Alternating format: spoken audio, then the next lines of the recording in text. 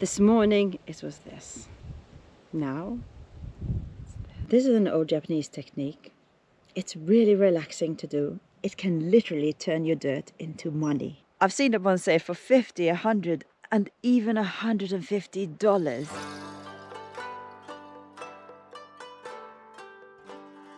Hi and welcome to our channel. Today we are very excited because we love making beautiful things with things that nature provides. Like this beautiful boat that Luke made from a fallen tree of our neighbor. Water bottles we made out of things that we grew in our garden.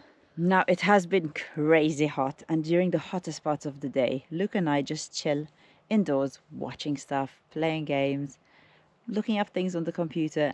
And during one of these indoor sessions, something caught my eye. This beautiful sphere is made up of 100% dirt. And the last big project Luke and I worked on was made out of 90% dirt too. And look how beautiful that turned out. And because we just love making things with things we find around our land, I showed it to Luke and, well, this is what he said. Luke, come here. Let's do this! Luke's always up for anything. Looks like fun. Okay, but this is gonna be a challenge. Who makes the best Dorodango? Dorodango. Okay, it's on. But who's gonna decide the winner? I think we're gonna leave it to the audience. So. Okay, guys. So make sure you stick around to the end so you can judge which is the best Dorodango. Just leave one of our names in the comments And what we're gonna below. do, one each. Yes, let's try one each. Okay, and we'll go from there. Yes. We have watched many videos on how to make this beautiful sphere, and surprise, surprise, there's many different ways. I am following instructions given by Professor Kayo, who devised a method that could be followed by anyone, including children. There's a few tweaks from some other videos that I watched that I liked. So for now, resources, it's just a bucket of dirt for me. And I'm gonna make mine the same way as one of the videos that I watched from a channel called Nito Project. I'm basically gonna make my own soil with clay, sand, and also finely chopped straw, which is pretty much the same ingredients as cob, just in different proportions. So we'll see how that goes. But I'm hoping that the straw in it, like it does in cob, will give it some more strength and hopefully last longer than Sarah's. We'll see. Oh, it's on! It's on!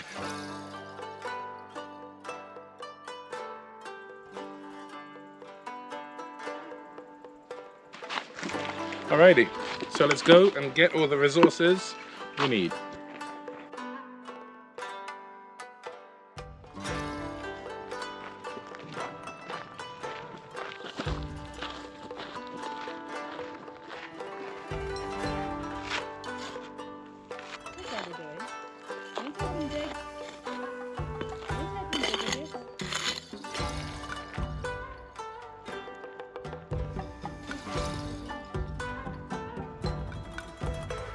Over here.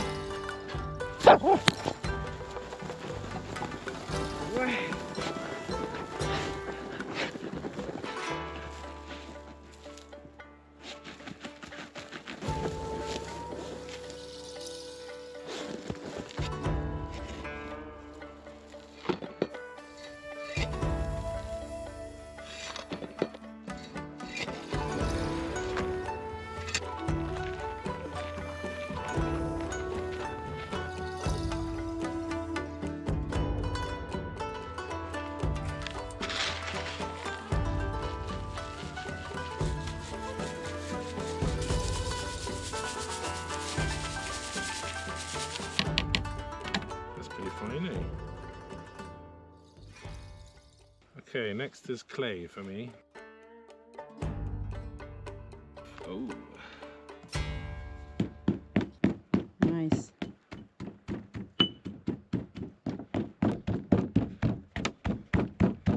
So I'm going to use 2 parts of sand, 2 parts of this clay, and about 1 part of water. And I'm also going to put in tiny pieces of straw, which should help with structural strength, kind of like cob, you know, you need that fiber to hold it all together. So hopefully they last longer than some of them that we've seen that they don't last long.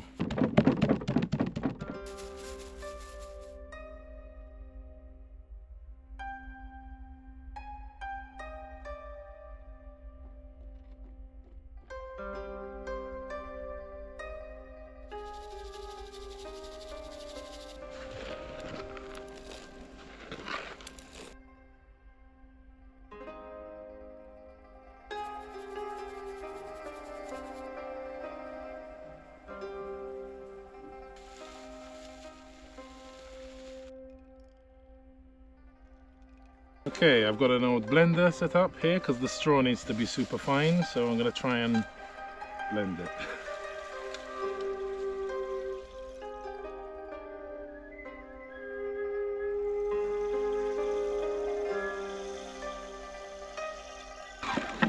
Let's see. Okay, that looks good. That looks super fine. So I'm going 2.5 cups of soil, 2.5 cups of clay powder, and then I'm going to do 5/16 of a cup, however I'm going to measure that, of fine straw. And water. Can I get some water from your pool? It's going down. Some water from your pool. Okay. Okay. How much am I gonna keep? You're going to do 4 I don't cups. need to measure. How big are you making yours? Mine is 5. 5. But the guy did it 4. Okay, I'll do it 4. 4 and 1 water.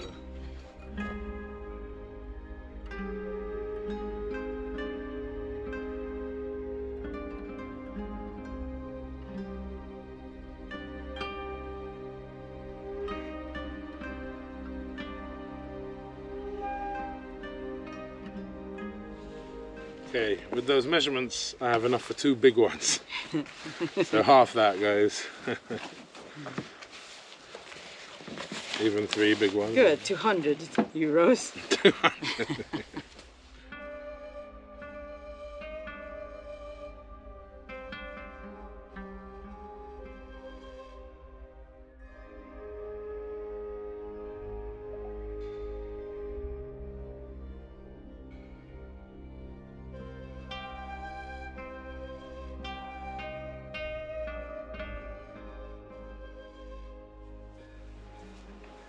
So now our main aim is just to get it as circular as possible, and then we're gonna have to dry it out. Dry right? it out, yeah, in a plastic bag.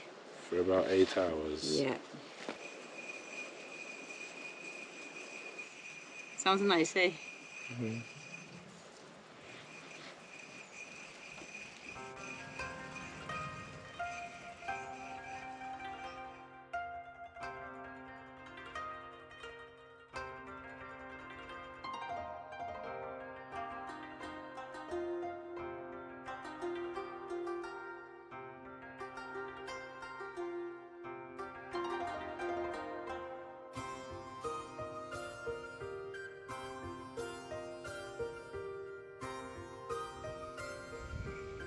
Okay, that's it for me. I'm going to leave this in a bag for 8 hours to dry out.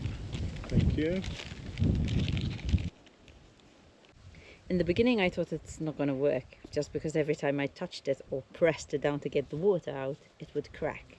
But the more layers I put of dry outer dirt, and the more I squeeze and the more I work it, the stronger it's becoming. And yeah, I'm really happy with it. And you're supposed to do this for about 2 hours. And I'm an hour in.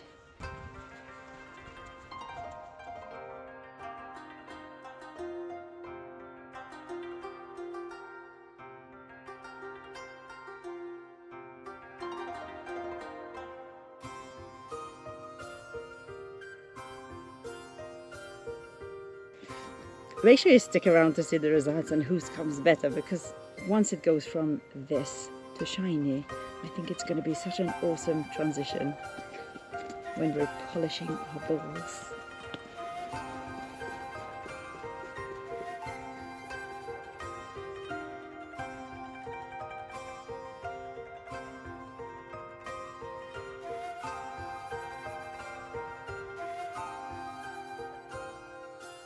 So this is before I started adding on the layers and squashing it to get out the liquid. It would crack, and it's very, very spongy and obviously wet. And then I just kept adding layer upon layer, and now it looks like this. In 2 hours it went from this squashy ball into this very, very solid ball. Oh my goodness, I can see it, look, layer of shiny. So this is how it's supposed to be before you decide to put it in the bag. My way anyway. With just soil. So it's looking beautiful. I think it's time to go in the bag. I needed to put it in a bag for 4 hours, but while I waited, I got on to my next one, and my next one, and my next one. The fifth stage of mine, I did it last night while watching a movie with Luke. And all I did was I got the ball out of the bag. And How long did you leave it in there for? About 4 hours. 4 first hours. time, yes. Because mine, since it's clay and obviously holds more water, I had to leave it for like 12 hours. Mm-hmm. Yeah. So, because they're different, eh? Yeah. So it depends what you use, I guess. Eh? Yeah. So while Luke was waiting, and you did make another one as I well. made like another me. one out of Sarah's batch. So I just kept adding more fine soil to the outside. It was still a little bit wet. It had gotten a little bit of moisture in the bag too, and the outside was wet, so it was easy to apply a few more coats of the fine soil. I think as it dries out from the center, it pushes out any moisture out to the outside, and you're adding that sand and drying it out, eh? Mm-hmm. But it's pretty cool as soon as it turned hard, eh? Yes, it was a really relaxing phase for me, and it was really good for my skin. My hands are really, really soft. I think all the soil against it was exfoliating my skin. Even yours feel Same here, good? same. Mine has a bit more clay. I'll show you mine. So this is the one I worked on a bit last night, and it's gone hard, but I had to wait longer than Sarah, like I said, because of the clay. So that's that, but I'll show you the difference. This one I just put in the bag yesterday when I did it and left it there, so you can see the difference there. So this one is really hard, and this one is still a bit, it's hard, I mean, but and the texture, the texture color is completely different, yeah. And then I also made one out of Sarah's soil, and as you can see, look, I'm just taking it out of the bag now. Look at the moisture coming out from the center. Yeah. So while I was putting on the soil, I was also making it more into a beautiful sphere with a jar. And so Luke was doing the same thing to his, and we're just adding soil and just doing this. It's very relaxing, eh? I really enjoyed it last night doing this. Till it formed a really, really nice ball. And it's just so smooth now, this one. And then I just put them all, because I worked on all the ones I made then last night, into a bag again till this morning. Then once you've got this, which is the core, you need to sieve whatever material you made it out of to finer than what you made it out of. So before we sieved the soil and my clay mixture with a normal kitchen sieve. And it looked like this. This is my soil, and that was Luke's. And that was mine. Mm-hmm. And then we sieved that through a tea strainer, so it's super, super fine. And then we got this super fine powder. Look at that. It's so soft. Yes, really soft. And this one is Sarah's. That's the difference between them. I've got some pitting on this one, so I'll mix a bit of the fine powder of what it's made out of with a bit of water and just fill them up, wait for it to dry, and do it again till I finally have a completely smooth and perfectly spherical ball. And then once I'm happy with the smoothness of it, I'm gonna tint it, I'm gonna color it. So you can use your imagination how many different things you can try, but we thought we'd try a few. So over here we have some charcoal, which I'm gonna crush and sieve. Over here I have some quartz, because we just have so much on the land, we thought it would be cool to do something with stuff we have on the land. And then we have some shale, which we're gonna try and pound and sieve.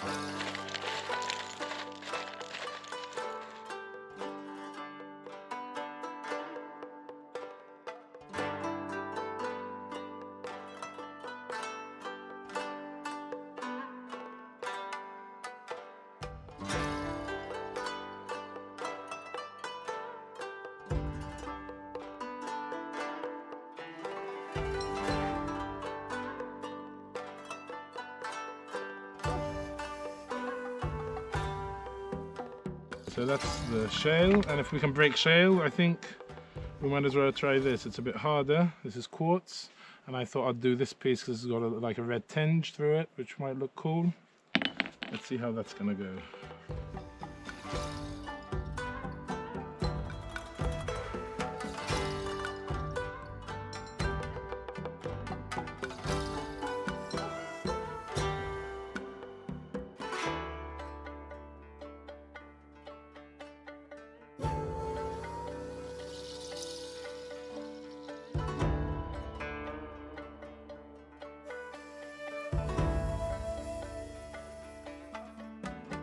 These are the colouring, which will be the last layer. First, this is the board that I haven't done anything to since yesterday. I'm going to wet it and shape it to make it perfectly round. So I'll be doing this for the next couple of hours. And then I'll be dipping it into my base over here. And slowly, millimeter by millimeter, build up these layers. So we need to get to that point first.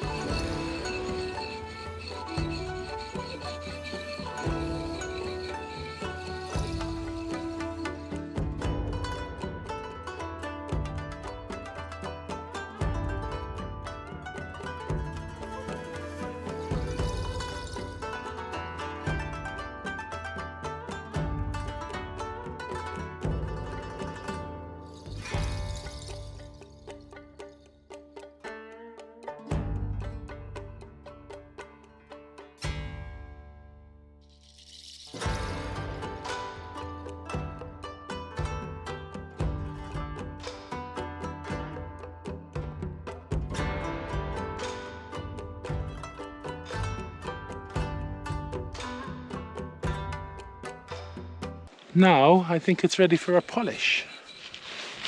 Now the guy I'm following, the Nito project, he actually puts wax on it, but that's not the traditional way. So for now, I'm not going to put any, and then maybe I'll put on one of them. We'll see. Polish my mud ball. I wonder if you can polish it like a bowling ball. It's small. Perfect. You know how shiny we used to get our bowling balls? It's shining up just with my hands, eh? Yeah. That's looking like Neptune or something. Looks nice. Now I'm gonna put the color accent, which is I'm gonna use the quartz.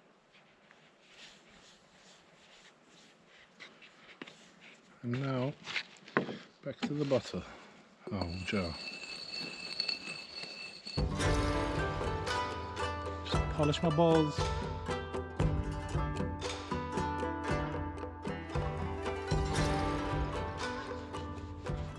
See you in 2 hours. Okay, it's been 3 to 4 hours in the bag. And now it's time, hi Timmy, it's time to give it a shine. Timmy, you're gonna help me shine it with your head. Thank you. Let's see. It's already pretty shiny. This is without the polish. So now it's the polishing stage.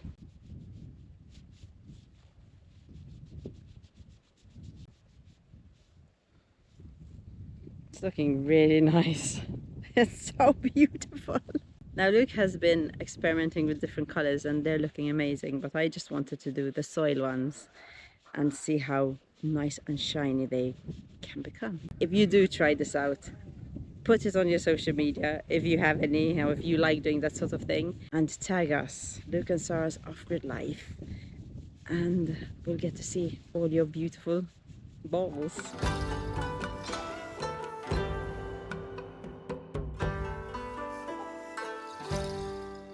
Okay, we've been polishing and cupping balls all week.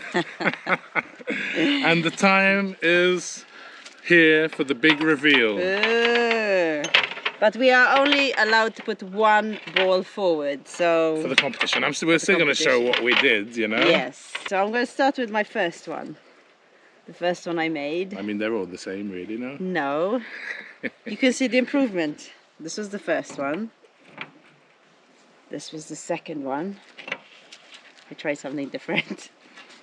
This was the third one, and my mission was to use soil and make it as smooth as possible. So I'm very, very happy with my fourth one, which is super smooth.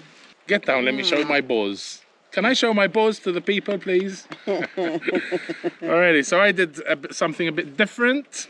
This one, you can see I went too far and got a lot of craters, but I really, really like it like this. It looks like the moon. And this one is with quartz and clay, the outside layers, but mostly the clay came through.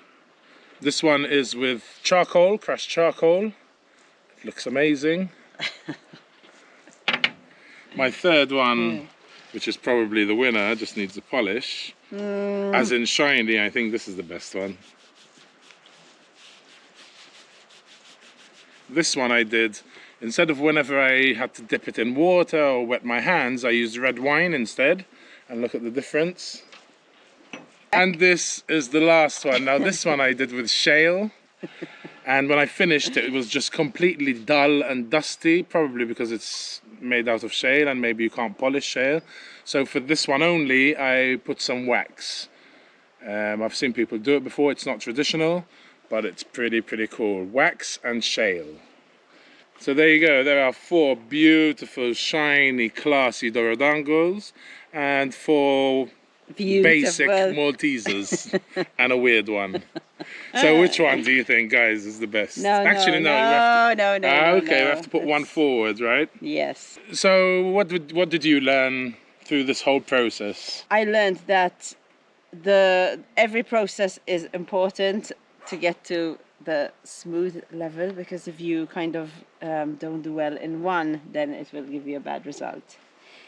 Also, fingernails are very important. If you have very long fingernails, they tend to ruin your balls, because while you're even using the glass or while you're moving it round and round, especially once it gets hard, just a little touch of your fingernail can make a dent to it. So fingernails went after the first 2 that I did. Taking on 1 Dorodango a day is more than enough, because the first day I got very excited, and as soon as I made another 3. I didn't have time to polish them and prep them really, because then every single one took 2 to 3 hours to get it going. So then if you make 3, you have 9 hours of doing certain things. 1 is plenty. Did you learn anything? Even though, like this one, which is Sarah's best one, let's be honest, even though it's not that nice. It's beautiful. No, this is the smoothest and the shiniest. I mean, you probably can polish it more. Out of all of them. And so she made sure that she shaped it into a perfect circle, where kind of...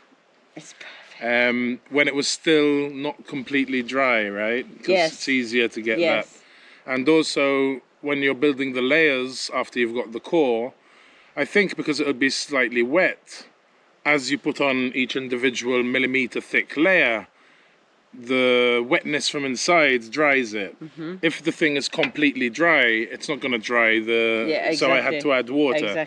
But I also learned that even though if you mess it up, it's not dead. No Dorodango is like beyond repair. So which is your favorite out of all these? My favorite has got to be my smoothest one, because this is what I was after. This is the one that I will put up for the competition. Now, I'm not quite sure which one, because they're all amazing. Oh my goodness. So they're not all the same like hers, you know, not like a bag of Maltesers, of chocolate balls. I'll go for this one. And now you can see the close-up and see which one you prefer. Now, when Sarah first told me about this Dorodango, the first thing I told her was, yeah, but what's the point of them? What's the point? Just to have them like that?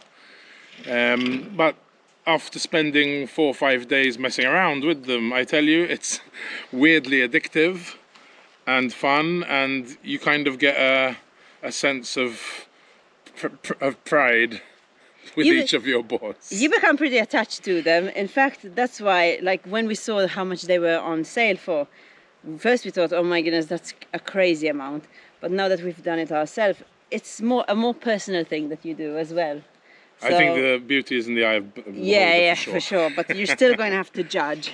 But I think even just to have them like this is cool for us, because like she said, you have a connection with it in a weird way.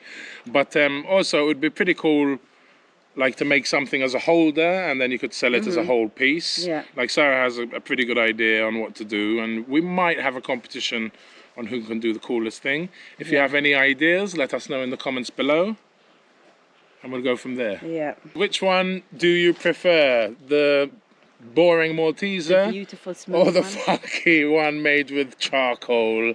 I mean, the creativity there is just mind-blowing. I hope you enjoyed the video, and don't forget to leave Sarah Big and Beautiful, or Luke's boring and boring. If you look at Luke's amazing Dorodango.